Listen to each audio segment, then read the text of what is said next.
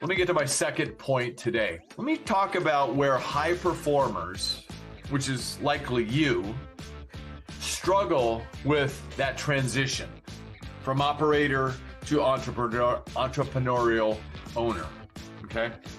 The thing is, it's not only psychological, like it messes with your psyche sometimes, but it's emotional. I mean, I remember back in the day, I was a single dad with 3 kids, and I'm not super proud of this, but I would get up like at 3 o'clock in the morning. I would drive 20 minutes to the office while they were still asleep. And, you know, I had neighbors and great people around me. And that was before the days of the technology we have nowadays, so there's less to worry about. And I would go to work, you know, for two hours, come home, get them ready for school, get them fed breakfast, et cetera, and then go about my day. But it's what I had to do. And so I needed to learn, because it became emotional, it was attached to who I was. I had to make that transition out of that chair to who I became, okay? So let me get clear on where sometimes top operators struggle. And I hope this helps you in some way, okay? First, their identity is tied to being the best. And you can be the best orchestra conductor and still lead an incredible organization that's scaling, but you're not in your former chair. The fear sometimes is that I'm going to become irrelevant. The agency won't need me anymore. They will always need what you've got going on here. Your historical knowledge cannot be replaced. So you will always be relevant. Don't let that fear, false evidence appearing real, ever enter into your mind. Welcome to the Scale Your Insurance Agency podcast, where top-tier executive, leadership, and sales coaching is amplified by AI and automation for maximum ROI. And isn't that what we're after? Maximum ROI and impact for others? But to start today, let me ask you a hard question. Are you the orchestra conductor of your agency? Or are you still the first violinist? My podcast partner, Daniel Metcalf, is down helping independent insurance agents get clear on the answer to that exact question. So I'm taking one today, and I'm going to share with you the thoughts about the leadership required to scale your independent insurance agency business. So let's get started. Because the conductor of an orchestra for an independent insurance agency versus a first violinist, they are very, very different. You see, most independent insurance agency owners, when they first start out, they're the best player on the team. They're the first violinist. They're doing it all. They're the top producer. They are the closer. They are the problem solver. Everything runs through them and around them until something breaks. And I was in some coaching sessions over the last couple of weeks with this exact situation where incredible agency owners who are growing significantly at clips of 30, 40, and 50% revenue year over year have run into this exact issue. And these incredible agency owners said, Mike, I need to transition from a mindset perspective through this time so I can get to scale. And I was super excited to say, you're in the right place. I can help with that. And that's exactly what I want to share. So if you're in a position right now where everything's still running around you and through you, and historically you started from scratch just like I did, and maybe it was you and you only, and you're nearing the point where you need to let go and let your team run free to grow the agency, and you simply are the orchestra conductor, you're in the right place. So let me get started with our talking points today. Because as we just discussed, at a certain point, you're going to be between success and real scale. where ultimately your confidence, what you bring to the table, becomes the ceiling. And so if that ceiling is what you're doing now, I mean, you might still be growing. The revenue may continue to increase. I mean, over the last couple of years, everybody's enjoyed additional revenue because of the rate adjustments, as the carriers say, right? But that's ending in a lot of areas. So be aware, okay? Your team is busy, but are they producing the results that you need? And is everything that's important to the growth and scale of your agency still running through you? Approvals, escalations, big decisions, strategic thinking, culture, energy. You don't feel out of control. Sometimes you just feel maxed out, drained, and you can't see the future clearly. Okay. Here's the shift that most leaders miss, that I experienced myself, and I figured it out. And that's why I'm here. I want to share it with you.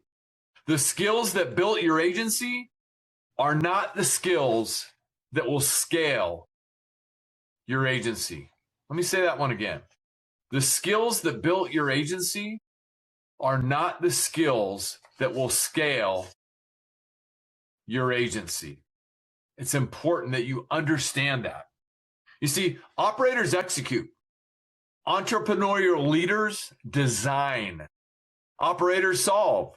Entrepreneurial leaders build systems that prevent the problem from reoccurring. And here's the uncomfortable truth. And that's why I'm here. I'm here to tell you sometimes the uncomfortable truth. If your agency cannot execute without you, you're not leading an organization.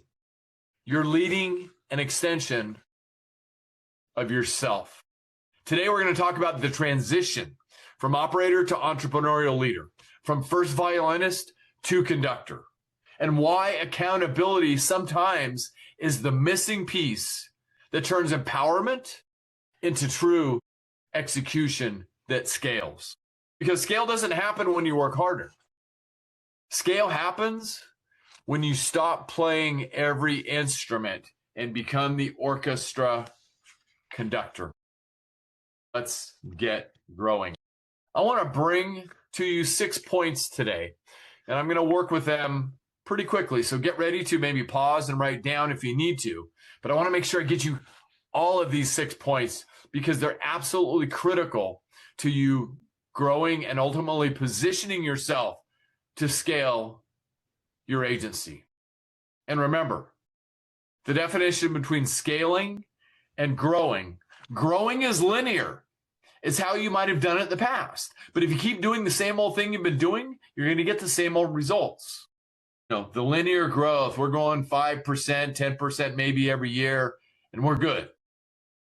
Some people are quite content with that complacency place, and that's fine. But there are a lot of agency leaders out there who want more. They want to scale and grow exponentially, 20, 30, 40%, like the 2 agents that I was talking about a couple of minutes ago. So with that being said, what scaling is, it's operating as your future agency self in the present. So we teach to have a 3-year forecast and a 10-year vision, or for some, an impossible goal. And we teach to operate as if you already are that agency that's in the future, in the present. Because that agency is the filter for every decision that you make.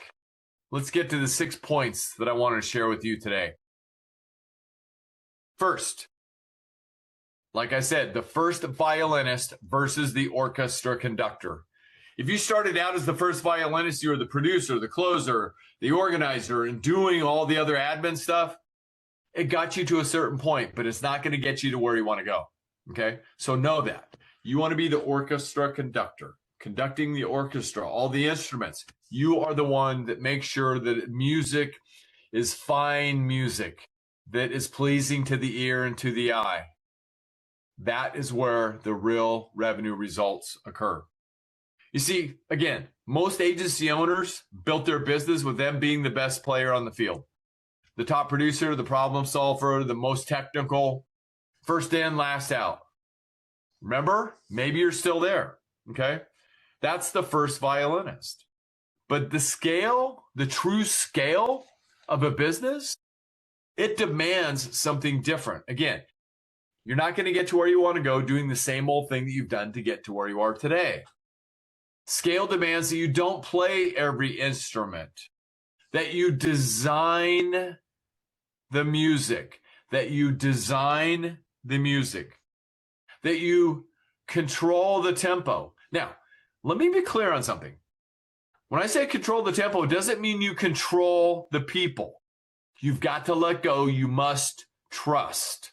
You must trust the process and the system that you designed and maybe in part had a hand in building. But you can't micromanage it. If you don't let go, you will never truly scale. You can't scale complexity. You can only scale simplicity. And as the orchestra conductor, you cue others, right? The skills that built your agency to where it is today are not the skills that will scale your agency into the future. You just need to know that.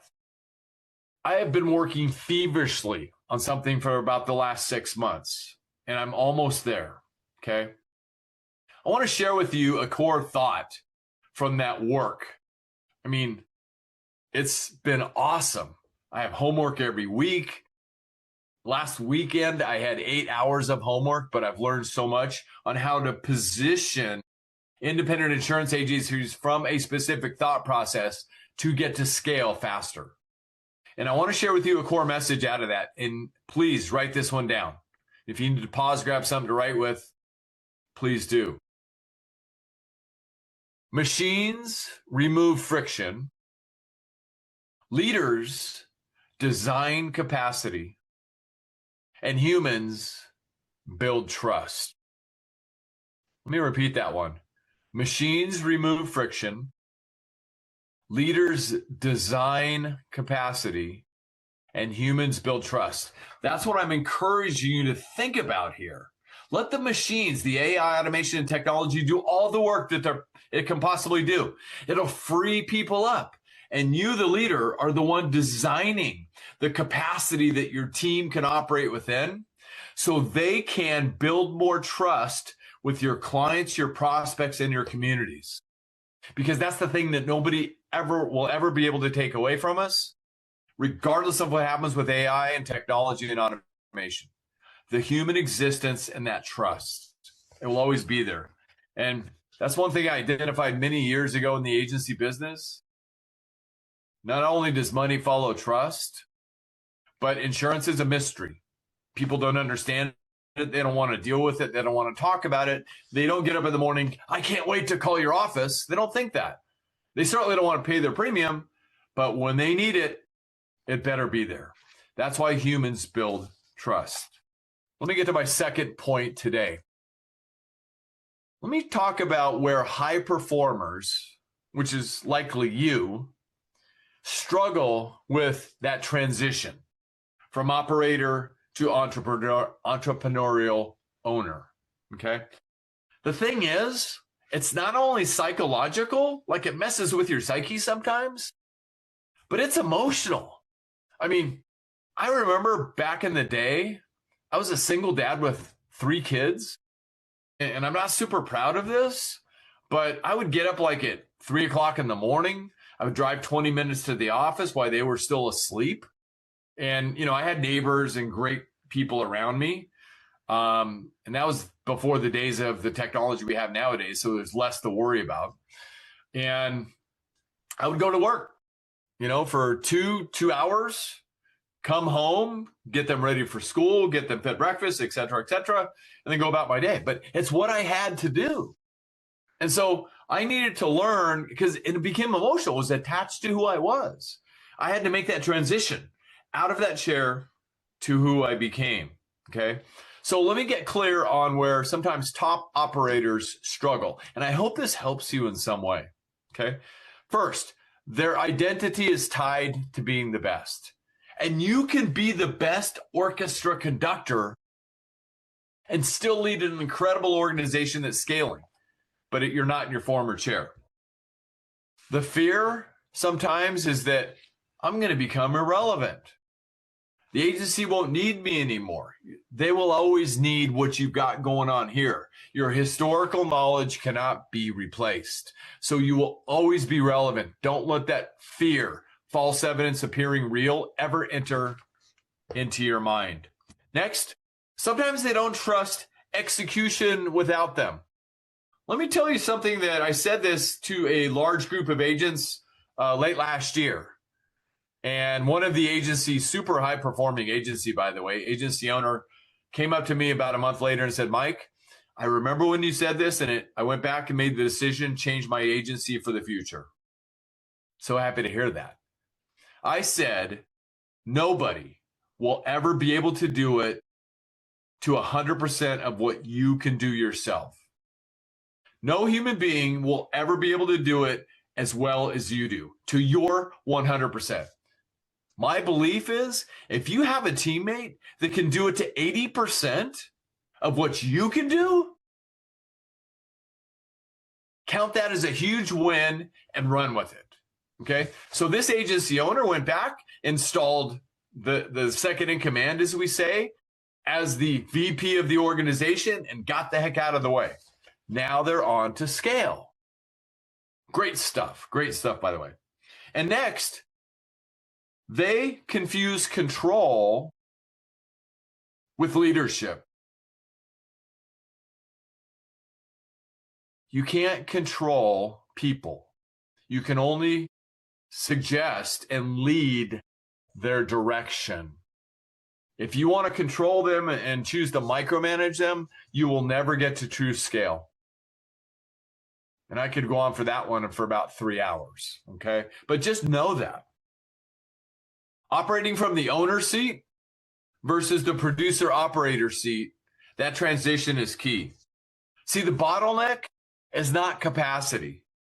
The bottleneck is your new identity sometimes if you don't transition. Remember, leaders design capacity. Remember that. Humans build trust and let the machines remove the friction. The third point I want to get to today. The illustration, many times in our minds, of the future of the business, how it's going to grow, without redesigning it. Okay? Or sometimes I call it road mapping. Okay? So it becomes an illusion and illustration in our mind that we're going to grow just like it is, without redesigning the agency. Like I said, leaders design capacity. So design the revised capacity, redesign the capacity. If you want to think about it in a way that you'll probably resonate with right now, think about your organizational chart if you have one. I mean, I still teach that today. When I notice the leaders kind of stuck in seeing the future and redesigning their capacity with their team, we'll go to an org chart. And we'll put everybody in their place, right, that's on the team now, and we'll start to identify where the capacity gaps are. That's part of how we design the capacity. I've noticed in working with agencies that are scaling in a big way that agencies plateau because of fragmented systems, a little bit here, a little bit there, but it's never done. That's a fragmented system. You don't rise to the level of your goals, you fall to the level of your systems. Leadership overwhelm. Because it's not been redesigned, the leader, sometimes the bottleneck, is overwhelmed. And what do they do when they're overwhelmed? They do a lot of things. I've seen a lot of things in the last few months. But they're not leading. They're not the true leader they need to become. Right? There's no execution rhythm. Back to the orchestra conductor. You want to have a rhythm for all the musical instruments within your independent insurance agency. And unfortunately, you still have mostly a reactive culture. We want to get your culture to a proactive culture in every possible way. Operators, they add more producers, they add more tools, and they add more meetings. But at some point, your team is going to become exhausted by more tools, more meetings, more complexity. You can't scale complexity. You can only scale simplicity. Entrepreneurial leaders, however, they redesign their workflows, building in machines that remove friction. Let me say that again. They redesign the workflow, building in machines that remove friction. They build in an accountability structure, or inspect what you expect, okay, consistently. They provide to the key team members in certain seats the ability to make decisions, or what we call decision rights. They say, hey, you make the decision. If it's in alignment with our goal, it's in alignment with who we want to become, that goal out in the future is our filter for every decision we make. You have complete authorization to make a decision. You don't need to ask me. That's decision rights. You've given those decision rights to somebody else. A lot of operators who are transitioning to entrepreneurial leaders have trouble with that. So move past that. And that's where we come in. We help with that. And it's KPIs. Entrepreneurial leaders redesign the KPIs and the key performance indicators for their agency. You must know this, you cannot layer scale onto chaos. You cannot layer scale onto chaos. You can't scale complexity. You can only scale simplicity. Quick key question for today. How can you simplify? Think about that one. Okay. Point number 4 that I want to share with you today. Redesigning the system, as we've been talking about, redesigning the system versus being the system. As an operator, maybe starting from scratch, you were the system. Maybe in some ways you are the system still. Okay. This is the big one. So get super clear on this one. Listen to it again if you need to. Take notes. Stop and pause and take notes if you need to. Operators are the system when they hold the tribal knowledge and nobody holds more. They solve every escalation situation, clients upset, claim problem, etc. When they have to solve every one of that, they are the system. They have to approve everything. Nothing happens unless it goes through them. They still are the system. And they're the routing hub for everything else that happens in the agency. They are still the operator. And operators are the system when that's happening. Entrepreneurial leaders, the ones who can scale faster and better, they are the ones who create dashboards. And that's what we do. We help independent insurance agency owners create an operational dashboard so they can see the KPIs, so they know where they're going. It's absolutely incredible. And entrepreneurial leaders, they install rhythms and operating rhythm. What we help agency leaders with is an entire agency operating system. We help them clarify decision lanes so the owner doesn't hold decision rights all the time. And that's the only way you can get to scale. And next, we build accountability loops. We have somebody specifically dedicated to building those accountability loops.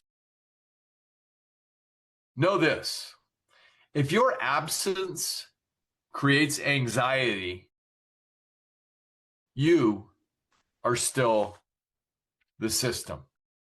And that's why we get out of bed, to help you transition past that. Let me repeat my core message. Machines remove friction. Leaders design capacity. Humans build trust. Point number 5 today, accountability. No, nobody's favorite subject, I know, including myself sometimes, especially when it's from my bride. But after 35 years, we're doing good. The missing layer that most leaders forget is accountability.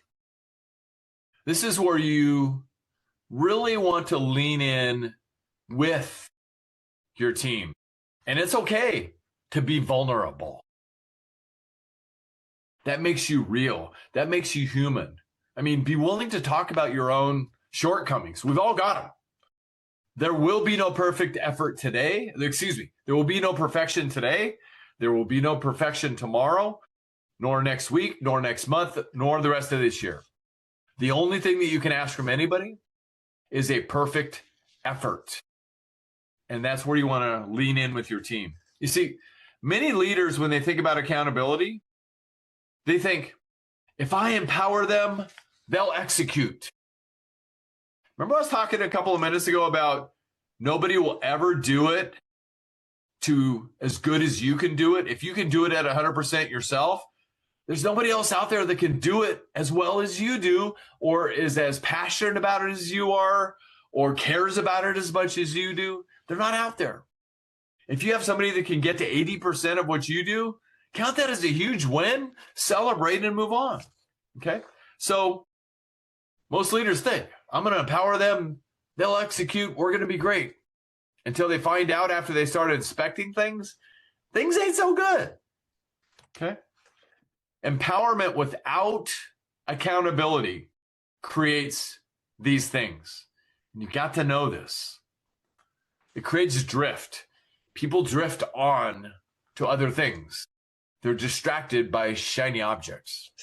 You know, I'm thinking of another great agency that we work with who recently updated their automation systems, and they installed some tracking to verify what was going on with their team. And you know what they found? They found some things that they weren't particularly fond of. They found that there was a lot of inactivity, a lot. And as one of my early mentors in my own life, Jim was his name, he used to take me out to breakfast and he would teach me things that I needed to know about life and business.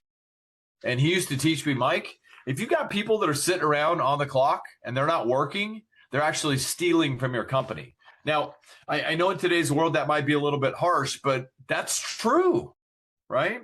So empowerment without accountability, it creates that drift. It also creates confusion. People get out of alignment, just like your car gets out of alignment. What do you need to do in that case? You need to take it into the mechanic and get it back in alignment. Same with your teammates, okay? You want everybody in alignment. You don't want any confusion. Confusion creates a little bit of chaos. You can't scale chaos, only simplicity. Next, you have quiet underperformance. And there's a terminology that's going around for the last couple of years. They quietly quit. Okay, you don't want that within your culture. That's a big detriment to your culture. Next, it leads to frustration. Okay? Empowerment without accountability leads to frustration for everybody because A players, they want to achieve, they want to grow, they want a yardstick by which they're measured, and they want to be at the end saying, we won. That's what A players want. You don't want to hold them back. Okay? Here's the thing on accountability. Accountability is not micromanagement. And that's why we teach it the way we teach it.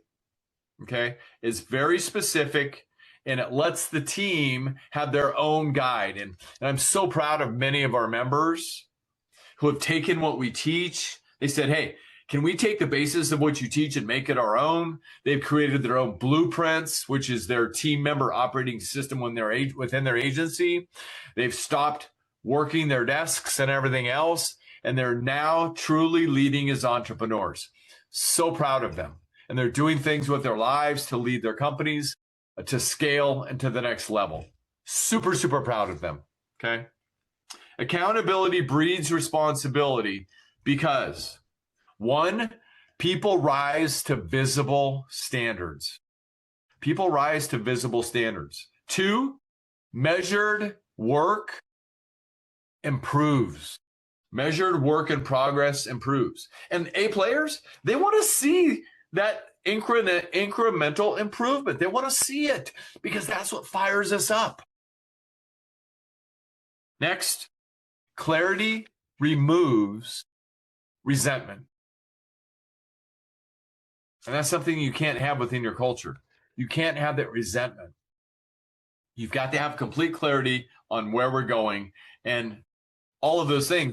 Sometimes we need to redirect as leaders. You don't want to have drift. You don't want to have confusion. You don't want to have quiet underperformance. And you certainly don't want to have frustration. Let's get to our last point that I want to share with you today.